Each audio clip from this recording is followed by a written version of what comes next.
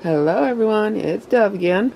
So I was getting ready to make some chocolate covered pretzels and I thought maybe I would video it for you so that you can see the process.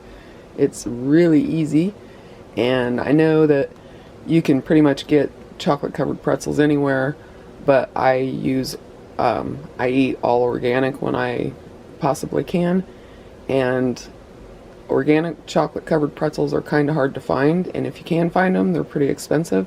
And so I just make my own using chocolate chips, milk chocolate, chocolate chips, semi-sweet, or sorry, they're semi-sweet. And you can use any chocolate that you want. You can use white chocolate, you can use dark chocolate, whatever you actually like. I just buy semi-sweet for baking, and so that's what I had. And these I got at Kroger.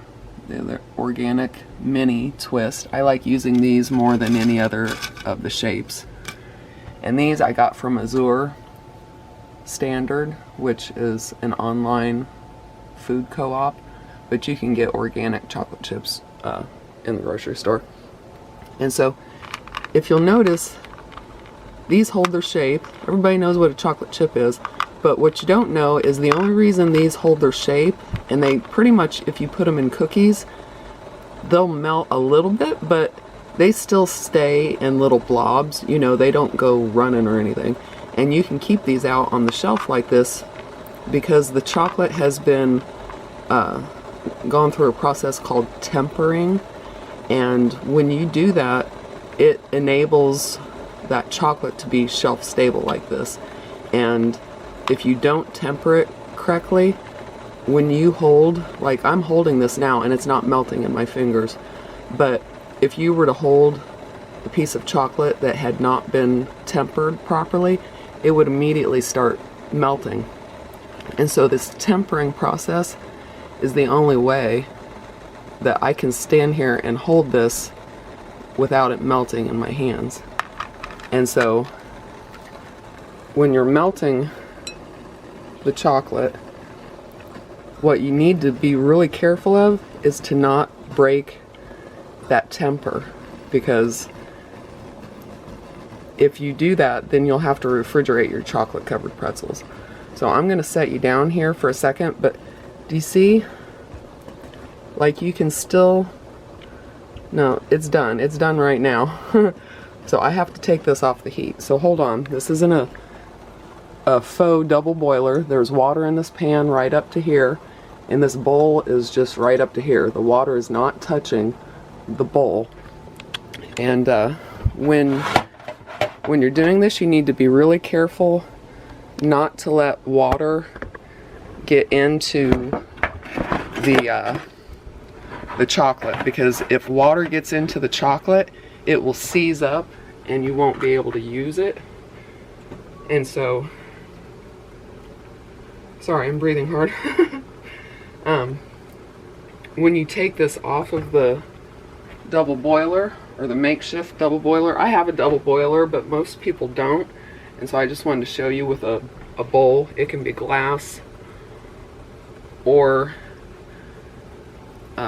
stainless steel, but you lift it straight up and you get it away from that water immediately and just wipe the bottom. And see, that's, I might have gotten that out of temper because I was too busy trying to set up the video. But ideally, when you're melting this, you still want to see some of the chocolate chips in there when you take it off of the water. You still want to see some chocolate chips in there, because if you get it too hot, you will break the temper. There's a certain degree that you can go up to, and if you go past that point and the chocolate gets too hot, then you've broken the temper, and you either have to re-temper it, which is really hard, or you have to store your chocolates in the refrigerator, which that doesn't really bother me because I'm just doing this for myself and my son right now. But if I was doing this and I wasn't filming it, I wouldn't have been distracted and I would have taken it off. So I think I caught it in time, but I'm not sure. We'll see. After they've cooled off, if I can hold it in my hand without it melting, then I know I did okay. But let me show you how it looks. It's all nice and smooth right now. And it's totally perfect and ready.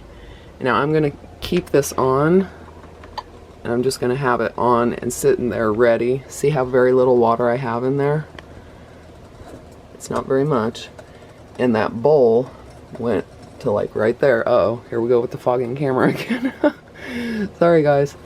But you don't want that water to touch the bottom of the bowl, so you need to make sure that your bowl is big enough so that it's not touching the water that's in there. And that's your little makeshift double boiler. This is actually part of a double boiler. I have another pan that sits on here, and it's an actual official double boiler, but I just wanted to show you how to do it with a regular bowl. And it can't be plastic. It has to be glass or metal. I don't like to use aluminum, so I would use stainless steel, but I like glass better more than anything. And so you just scrape it down into the sides, and now I can start using it. And I've got these little tools here. I'm probably just going to leave that there because there's chocolate stuck on there. I've got these little dipping tools. I was into candy making for a while, and I bought these, and it makes it really easy to sit here and dredge the chocolate. And so what I'm going to do, you just sit there and tap it off.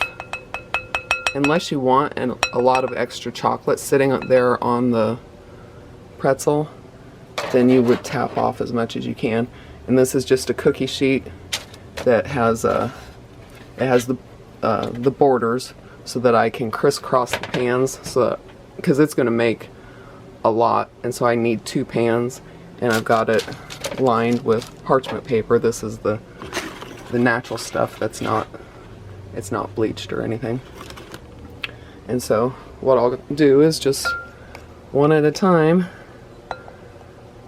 I'll put these in here and kind of tap off that extra chocolate. And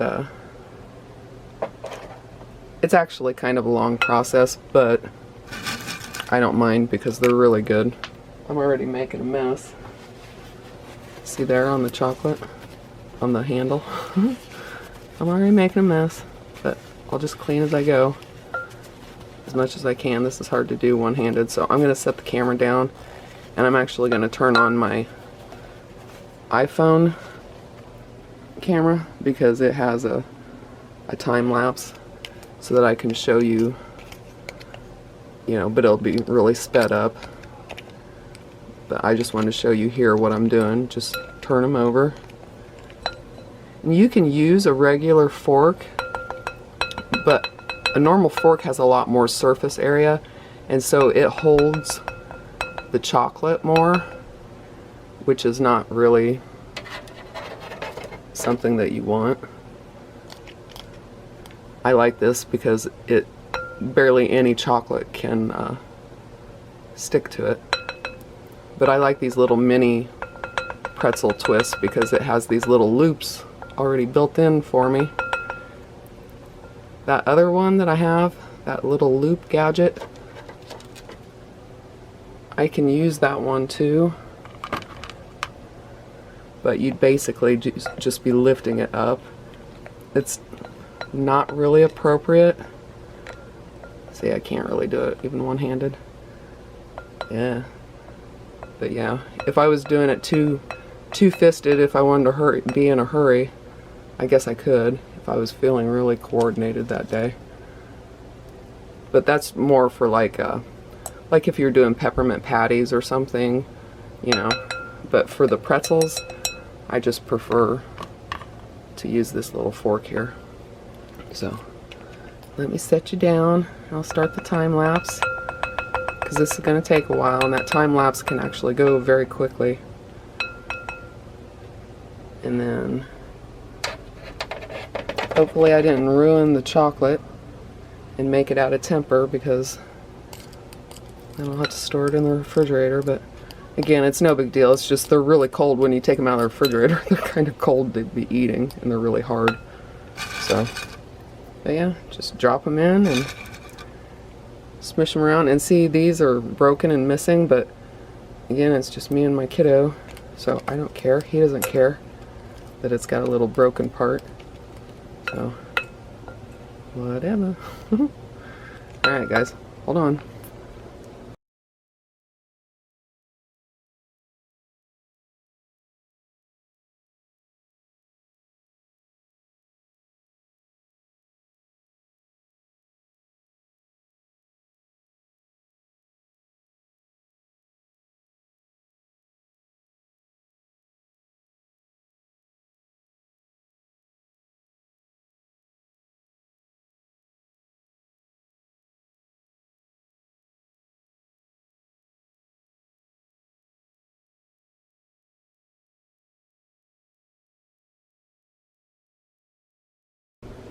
Alright guys, so I turned off the time lapse because I wasn't sure how long it was taking. It was only 40 seconds, but it felt it was a lot longer than 40 seconds, but I was worried that it was getting too long. I don't know if you could tell or not, but I had to put the bowl back over here on my pan of hot water, which again, I just have it on very low, and I had to get it a little bit warm again. And so as I was doing this, I was using my spatula here to scrape down the sides and get all that chocolate down in there, and you need to keep doing that. It's hard to do one-handed here, but that's what I was doing when I was sitting over there tapping. Gosh, it was going so fast that you probably couldn't even really tell. But I've almost ran out of room. I only have 2 of these cookie sheets right now, but you can kind of see, like that one right there, he's already starting to harden up. And I wanted to let you know that the longer you tap it, the less chocolate will be left on it. Like, I tapped most of the chocolate off of that one, but over here I didn't tap it as long. Sorry, my shadow's getting in the way. But if you don't tap it very much, you can leave more chocolate on it. So if you like your chocolate covered pretzels to have a lot of chocolate, then don't tap it all off. Just give it like 1 or 2 taps. But when you do that, you'll have to like take it and swirl it a little bit. Let's see if I can get a good one. And so just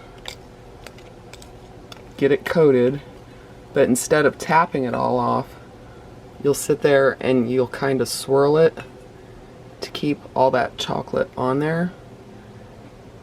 And you don't want to have so much that you're going to make a mess, but if you keep it in its own little pool of chocolate, it's kind of a little trick, but if you keep that chocolate in there in that same footprint, then once it hardens up, it'll be a really nice thick coated chocolate covered pretzel instead of a just very thinly coated one.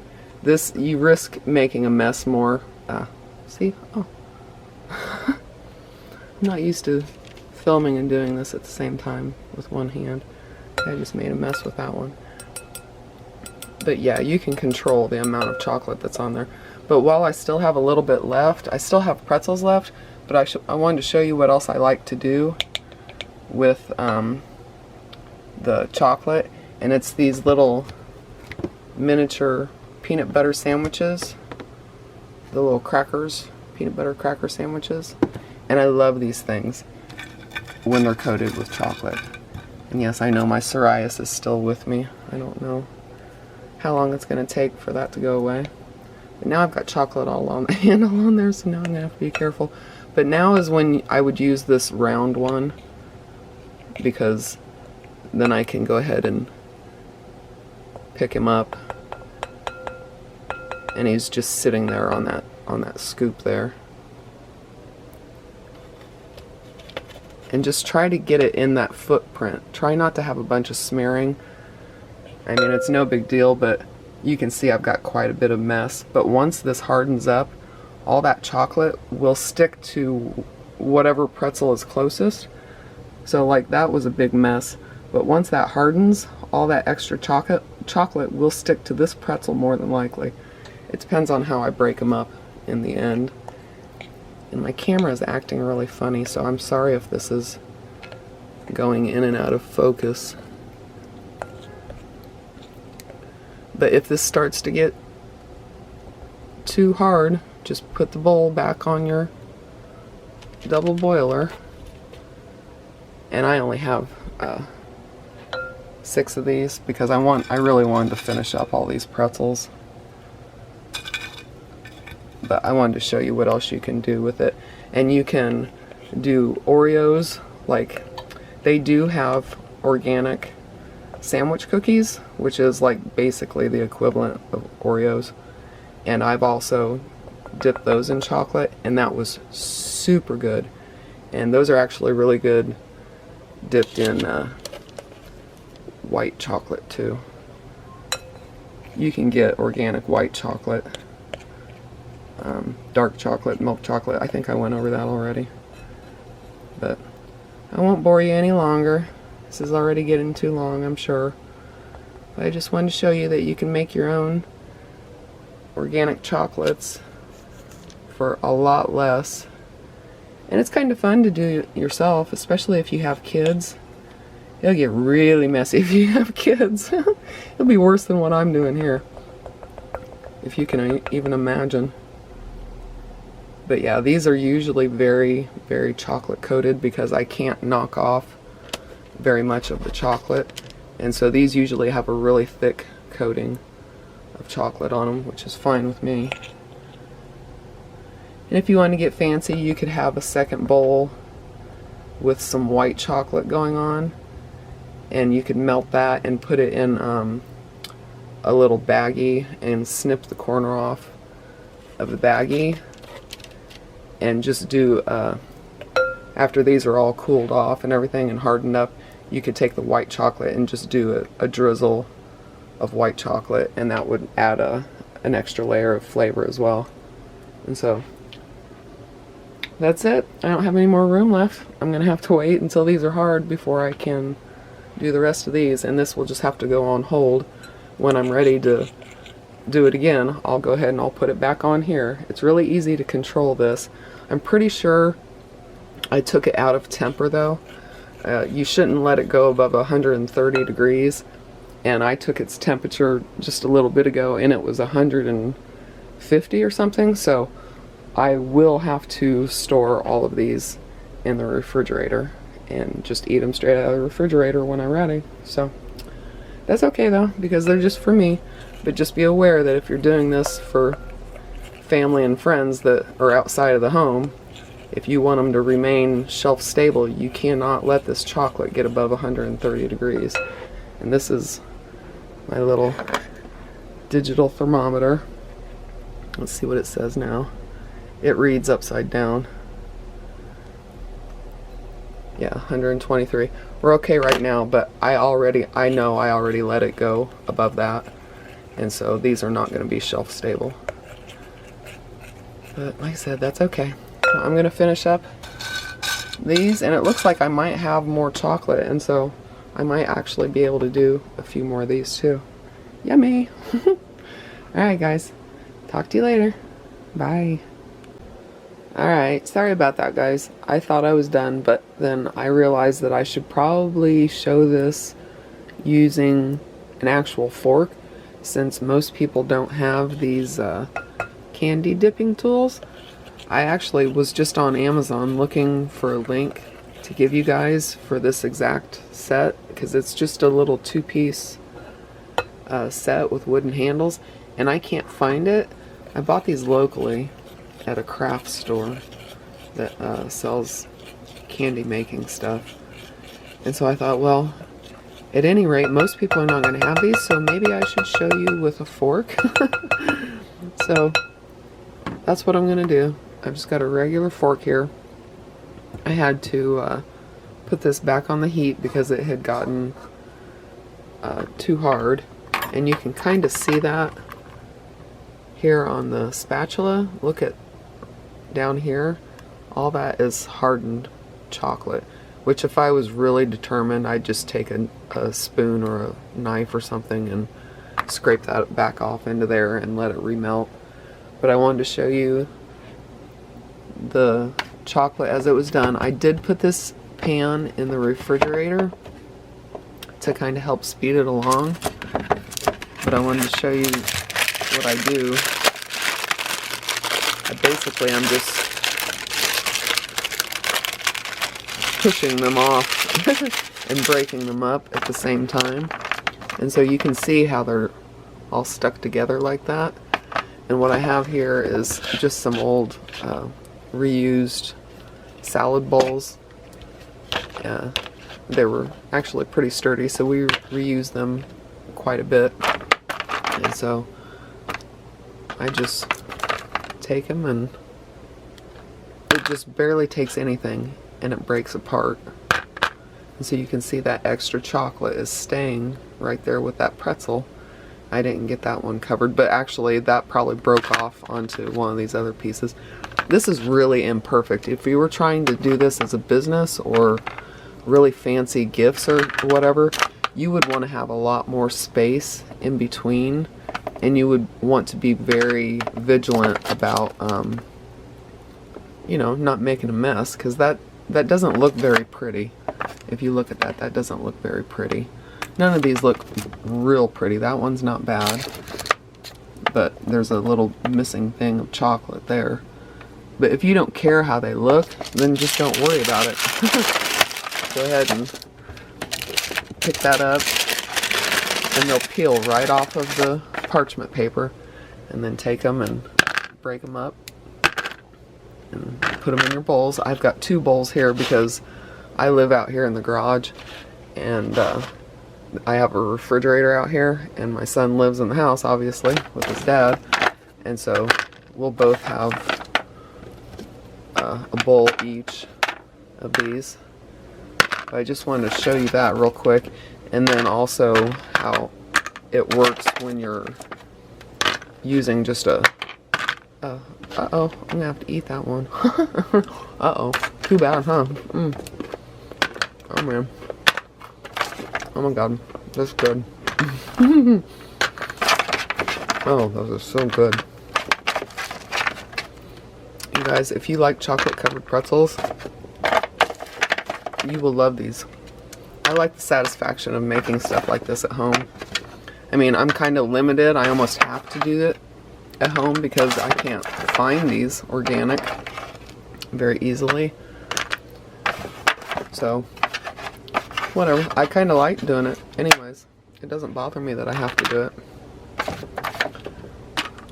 And I can control the ingredients very easily this way. But let me show you. I know I'm going to have enough chocolate to do all the pretzels I have left. So I went ahead and got a couple more of the crackers out. But if you have to use a fork, just, it's the same thing, except for you're going to have a lot more chocolate left over attached to it. But if you don't care about that, all you really need to do is try not to make a mess, because it wants to keep dripping like that. I mean, you can do that and wipe it off on the edge, but then you're going to have to definitely keep your scraper handy, because you don't want to leave that on the edge. You want to take that down and put it back into the chocolate. So that's why I don't really like to scrape it off onto the edge. I would rather just sit here and bang it off, but it's really loud and I don't want to keep doing that on the camera. But some people like the extra chocolate, so if you're just really patient, or if your bowl is really close to the pan, then you won't make too much of a mess. I think the hardest part is shaking it off and keeping it into that same footprint so that you don't have a bunch of chocolate. Oh, now see, I just messed that up. Don't do what I just did, boys and girls. Alright. I just wanted to show you this last little bit with an actual fork, because this is more accurate for most people. Most people are not going to have candy dipping tools sitting around. And if you don't have parchment paper, you can use wax paper, the white stuff. And so I know I'm going to use all these pretzels, so I got some more of these crackers out. And that'll let me show you how to do that. And once the bowl gets close to the end, you'll have to move around the crackers or the pretzels a lot more to get them actually coated. And it gets harder and harder when there's hardly anything left here in the bowl. You'll have a hard time getting your objects coated. And it doesn't even matter what you dip. You can dip anything, like I said in the last clip.